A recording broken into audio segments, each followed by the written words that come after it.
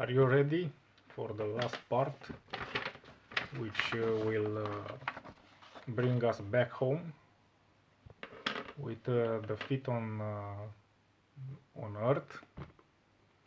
Stay with me and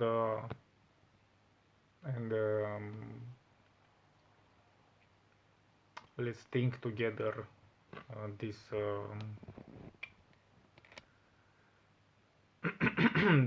these things we will hear and read.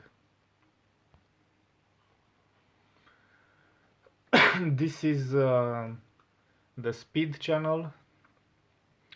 I don't know his name. I saw him in different formats. I don't know.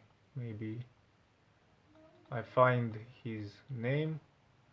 Anyways, he had a different channel, but for a few months or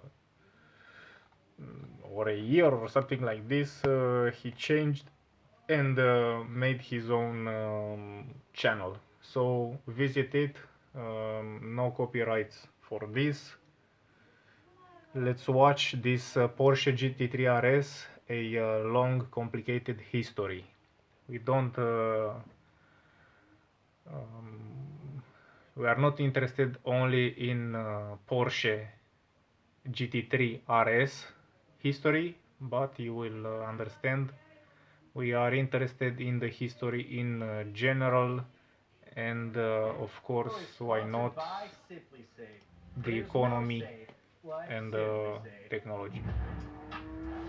The Porsche 911 GT3 RS is the most love it or hate it car currently available. Ask a Porsche fanatic, what's the pinnacle of automotive evolution? They'll say GT3 RS. There's nothing like a Porsche. It's an absolute masterpiece. It's very, very good, annoyingly. Ask some influencer on the TikTok, what's the most overrated, overhyped car? They'll say GT3 RS. What do you think is the most overrated car? GT3 RS, I think that's probably it. Used prices have inflated to double the already staggering $250,000 sticker. With dealer markups, a new GT3 RS can be $100K more than the ordinary GT3. Now that's a lot of money for just 2 letters. That's $50,000 a letter. You can see why the GT3 RS has become a supercar meme. Even calling it a supercar will start an internet fight over whether it technically counts as one. Now, I don't know the answer, and neither does the GT3 RS, but the closest you'll get to an answer is this. The GT3 RS isn't designed to be a supercar. It isn't designed to be loved or hated. It isn't designed with even a moment's thought about how the internet is gonna feel about it. Maybe it's not even really designed at all, because the GT3 RS is engineered. And it's engineered with one sneaky purpose. To have the maximum possible, mind-blowing, spine-crushing speed on a racetrack while still allowed technically on public roads. And that's true for every Porsche RS for the past 70 years. When Porsche puts those 2 letters on a car, they stand for something. Literally, they stand for Rennsport, which loosely translates to racing. They reserve that for only their most special vehicles. The values that make an RS car special are part of Porsche's DNA. It's the pursuit of engineering perfection without a thought to the accountants, the haters, or even their customers. To understand all of the great RS cars and tell the story of Rennsport, we've got to go back to the beginning of Porsche.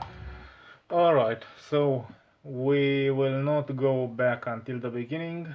You can watch for yourself if you are interested.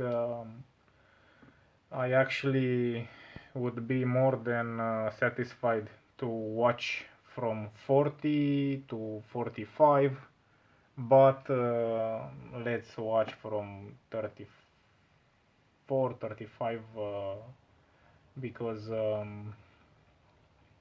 we will get also the last few generations, so we can understand a bit of what they say and what they mean with engineering and that thing, and which is awesome, I don't say is not awesome. It would be exactly like for the Tiger 2 to deny that the gun and the optics are not good, but to say that the car is good or the Germans are good or something like this would be a mistake. Or if you remember in a previous um,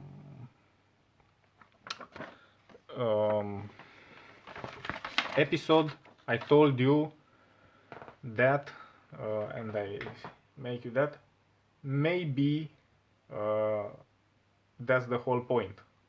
So maybe they are actually very good, even though realistically they are very good and very bad.